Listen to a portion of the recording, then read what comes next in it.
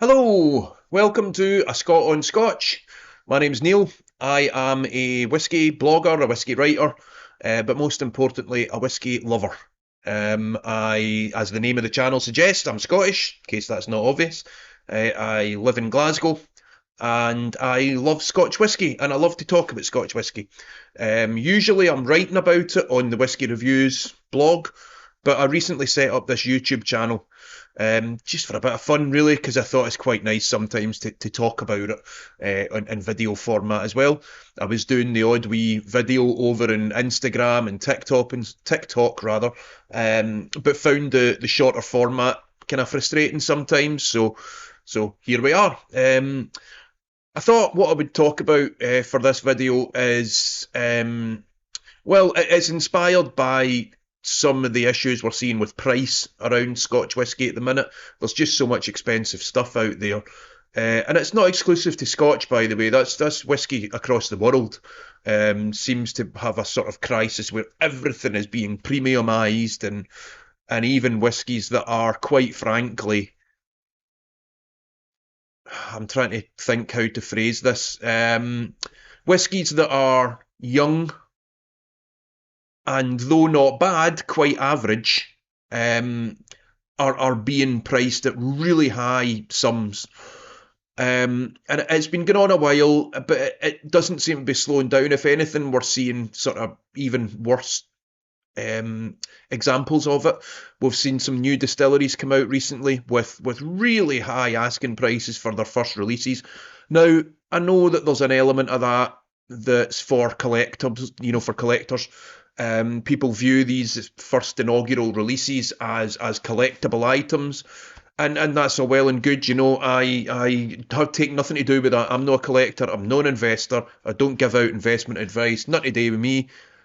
I'm a drinker, right? I want to drink Scotch whisky, and I want to encourage other people to drink Scotch whisky, right? But I just think sometimes we get bogged down in talking about all this premium stuff, right? So the point of this video today is going to be to move on and talk about affordable, budget-friendly whiskies that offer quality at a reasonable price, right? That's what we're looking for. That's what we're all looking for, really. If you want to spend £200 on a 3-year-old whisky in the hope that you'll make some money off it in years to come, you go ahead. I'm not judging. It's none of my business. I just don't want people to feel that that's okay to spend money on that if you're looking to drink it, right? Because it's just nonsense. No 3-year-old whisky's worth £200. It's just not. If you think you'll make your money off it later, no worries. So yeah, what I'm going to do for this video is I'm going to just introduce a few drams, bottles that I've come across in the last year or two, and we'll hopefully share some positivity here. Drams that are good, that everyone can afford to buy without breaking the bank. Right. So dram number one, then we're going for Deanston Virgin Oak. Now, Deanston's an interesting wee distillery. It's based at Doon, just outside Stirling. It is, in a way, a sort of typical Central Highlands profile. You get a good bit of maltiness, bit of vanilla, bit of honey, that kind of thing. Wee touch of waxiness, maybe. But I think what elevates Deanston, for me anyway, is the decision by the owners to bottle it slightly higher strength. It's owned by the same company that does Bunnahabhain, Tobermory, and they seem to, across the board, go for the 46.3% bottling strength. And I think that helps. It just adds a wee bit of intensity, and especially in the mouthfeel, it gives that little bit of oiliness there, which for me especially really enriches the experience. I'm a bit of a sucker for a dram with a wee bit of weight, and when the dram feels too delicate, I struggle to get on board with that. But the Virgin Oak's especially good, I think, because it's £35 to £40 a bottle, which is really good value for money. And the Virgin Oak, the addition of those Virgin Oak casks just puts a wee bit extra depth to it, a wee bit of oaky spiciness, a bit more of those vanillins and stuff, a wee bit of toffee in there too.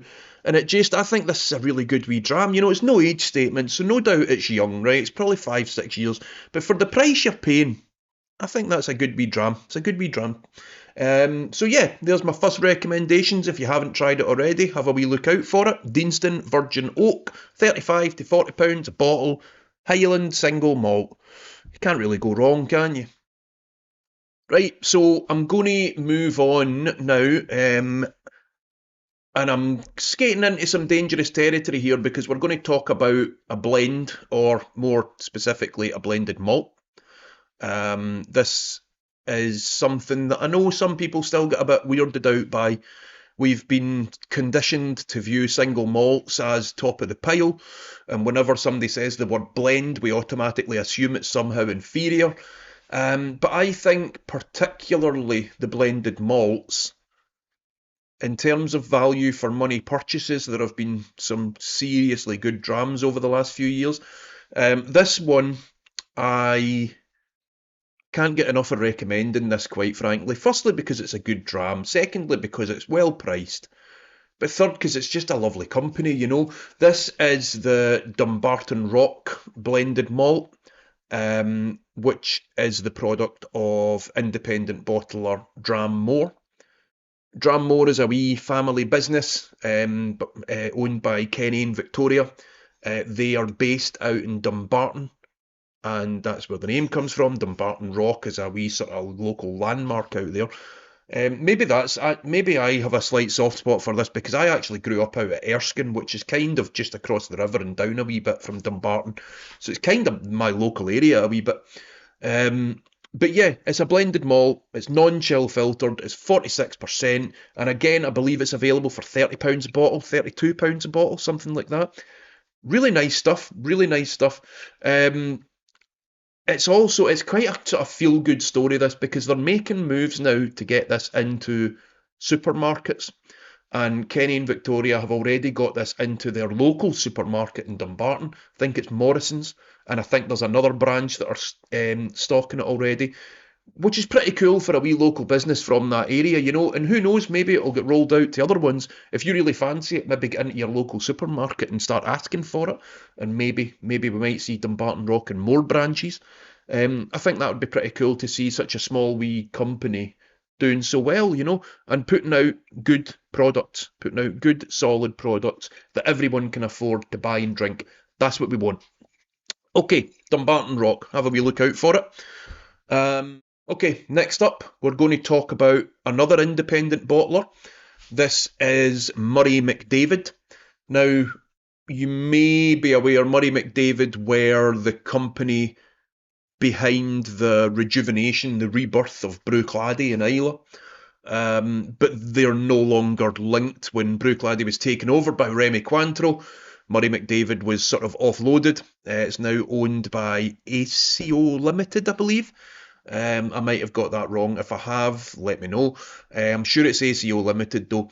They're based up at Coalbridge Distillery in Speyside. They are, as I say, an independent bottler, and they have a bit of a thing for quite adventurous cask finishes. Lots of wine casks, rum casks, all kinds of things like that. But they also do a lot of blending. They create their own craft blends, their own blended malts, blended scotches. They bottle some single grains with crazy cask finishes. And I think for a lot of people, Murray McDavid might be a wee bit too much. You know, if you like your Scotch whisky quite traditionally presented, I think sometimes Murray McDavid can seem a wee bit too much. But I kind of like all sides of all. I kind of like all points in the spectrum, you know. So I don't mind the people that push the boat a wee bit and try all these weird and wacky things. It kind of adds colour. It adds a bit of life to things for me.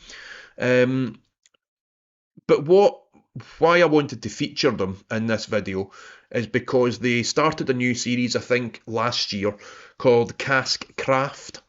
And the point of these is that they can sort of show what they're all about with the single malts and the cask finishes. They can showcase that, but in a very affordable, accessible way. So the Cask Craft series features single malts, small batch single malts. They're not single casks. It's a few casks put together. There's no age statement on it, so it's no doubt kind of on the young side. I've got a feeling I was told this was about 5 or 6 years old. I can't remember. Something like that, though. But it comes from the Benrinnes distillery, which is kind of a favourite of mine, actually. one of the more characterful Speyside, in my opinion. Um, and this has been finished in a tawny port cask, bottled at 44.5%. So, yeah, I tasted this at a whisky festival last year, and thought it was excellent. And again, I believe the retail price is around 35, £40, something like that. So for a single malt, independently bottled, good strength on it, and an interesting finish, you can't really go wrong with that. I haven't opened the bottle yet because I'm kind of saving it to use in a wee tasting, I think, a wee tasting lineup that I've got planned. So it'll be used for that, and then whatever's left after that, I will be enjoying at my own luxury. But yeah, one to look out for. There's a whole series of these from all different distilleries, all different finishes on them. There's like sherry finishes. I think there might be a rum finish, but this is the port and it's Benrinnes. Now, part of what drew me to that, one, I like a port cask and I like a Benrinnes, but Benrinnes usually does quite well in sherry casks. I see it linked with sherry a lot. Don't see it with port so much, so this is quite an interesting wee one. But yeah, if you're not interested in this one, check out the rest of the series because there's loads of good drams on it, good options for you. Yeah, another good budget friendly choice.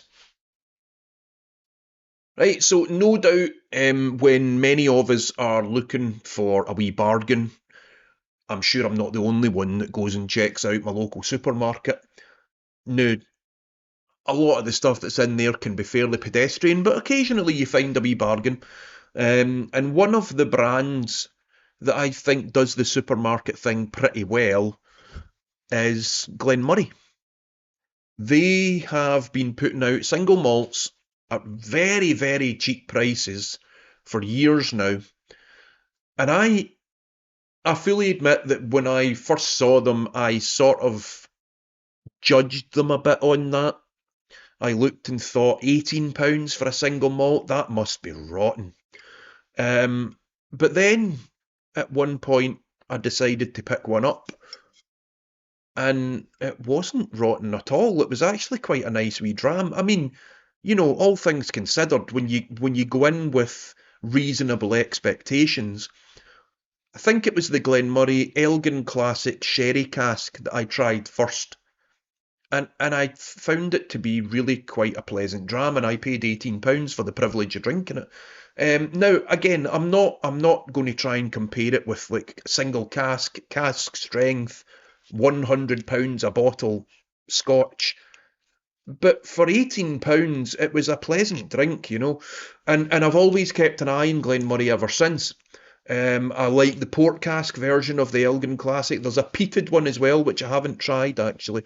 But this came out, or I noticed it earlier last year. It's called Twisted Vine. It is only 40%, but again, I paid, I think, 23, £24 for the bottle, maybe 25, something like that. And it's matured in cognac casks. Now, I'm not totally sure. I've got a feeling it's full term maturation in cognac, but I can't really remember where I read that. But again, for the price, I thought the quality was there on this whiskey. I thought it was very drinkable, very full in its flavour, lots of depth to it. Again, within reason. We're talking about 40% affordable whiskies here. But I thought this was quite a good wee dram. And cognac casks aren't something you necessarily expect to see on your supermarket shelves. So fair play to Glenmurray for putting this out, I think. You get the impression that for a lot of brands, the supermarket just isn't really worth their time anymore. What's the point in sticking a 10 or 12-year-old single malt in there, which they're only going to sell off for £20, £25 in the sales anyway? But Glenmurray seem to have sort of taken it and ran with it, really. They've accepted the situation of supermarkets and said, right, what can we do to give people options, good options, at that price point? And they're making it work, because this stuff is good. And that's how you get people in. A lot of people, when they first start experimenting with Scotch whisky, they're buying from their local supermarket. That's what I did. I had a bit of an epiphany trying whiskey out in a bar one time, And then I went to my local supermarket and I started working through the options that they had there. And I'm not the only one that does that. I'm sure a lot of people do that. And then eventually you'll graduate on to the specialist retailers or maybe the online shopping or whatever. But when you go to those specialist retailers, they'll ask what you liked and you'll say, I had a good Glenmorangie that was really affordable. What else do they do? So maybe when you decide that you're ready to spend 50, 60, 70, 100, £200 on a bottle of whiskey, maybe you go to the one that gave you a great buy at £25. You know. Okay, so let's finish off with one more dram. And for this one, I'm going to this place. I'm going to Islay, a place very dear to my heart. But Islay whiskey has been sort of rising and rising in popularity over the last, I don't know, decade, maybe 2 decades. And the prices have been going up at the same time. So it's not as easy as it once was to find bargains where Islay whiskies are concerned. Now there are some exceptions. If you look over my shoulder there, you can see the Ardbeg Monsters of Smoke series, and that is a bottle of Ardbeg Wee Beastie, which I think is a brilliant dram and very reasonably priced. It's only 5 years old, but it wears that age on its sleeve. You know, it's proud that it's 5 years old, and good on them for doing that. But that's not my recommendation. My recommendation comes from an independent bottler. Part of the reason that they're able to make it so affordable is because they don't tell you which distillery it comes from, right? We know it's an Islay, we know it's a single malt, but we don't know which distillery produced it. I am, of course, talking about the Elach, which is bottled by the Vintage Malt Whisky Company, those of the Cooper's Choice bottling range. I think, do they also do Finlagan, maybe? And I think they're also behind the new Islay Rum distillery as well. Um, but what I like about this one in particular, this is the Elach cask strength bottle. So it's got a right good ABV on it of 58%, and yet it costs £40 a bottle. Now, I don't know where this comes from. It's a heavily peated Islay malt. I remember there being an awful lot of talk a few years ago that this came from Lagavulin. Now, I'm a bit sceptical about that. I mean, in terms of flavour profile, it could be a young Lagavulin, but I find it hard to believe that people are out there releasing young cask strength Lagavulin at £40 a bottle on a regular basis. I just can't see that happening in today's market. Maybe I'm wrong. Whatever it is, it's a cracking wee dram. It's as I said, there's no age statement, so it's young and it's feisty and it's strong. But sometimes that's exactly what you want from Islay whiskey. You want that big peaty punch in the mouth, and this delivers that every single time. I really like this dram. As a wee bargain buy, it's one that I've had regularly. I don't tend to buy the same bottles of whiskey very often, mostly because I review them and stuff. So I only have so many resources, and when you're constantly buying to review on your blog, I can't really be affording to buy the same bottles over and over again, so you're constantly buying new ones. But this is one that I've bought on more than a few occasions. I keep coming back to it, and I quite enjoy including it on tastings as well, especially blind tastings, because when people don't know what it is, it seems to have even more of an impact. But yeah, so that's my final recommendation. The Elach, if you're looking for a big, powerful blast of Islay single malt that's a bit rough, a bit raw, a bit ready, this is a great choice. All right, folks, so that's it. There's 5 excellent recommendations for you. If you're trying to keep things on a budget, I'll probably do more of that kind of thing as we go on, because it's a matter that I care about. I really appreciate it when distillers and bottlers and blenders put whiskey out there that we can all afford to buy and enjoy. That stuff matters. Scotch whisky needs people to be able to get in at the bottom level. We don't want people having to spend 60, 70, 80 pounds on their first bottle of whiskey, you know. There needs to be quality out there that people can afford to take a punt on, you know. And I hope all the bottles today fit that bill, you know. So thank you. This is a Scot on Scotch. Thanks for watching. I'll be back soon with more content. Don't know exactly what that'll be. I'm kind of making this up as I go along. You can follow my writing over on the whiskyreviews.net blog. You can follow me on TikTok, Instagram, and Threads at Whiskey Neil, or you can find the Whiskey Reviews page on Facebook. I'm also the kinship host for the Isla Whiskey Academy. You can find that on islawhiskeyacademy.scot. I'm involved with quite a few things over there as well. So yeah, please hit me up. Let me know if you enjoyed this. Let me know if you'd like to see similar stuff in the future. And maybe even let me know some of your bargain recommendations as well. Maybe I'll include them on a video later on down the line. All right, cheers now.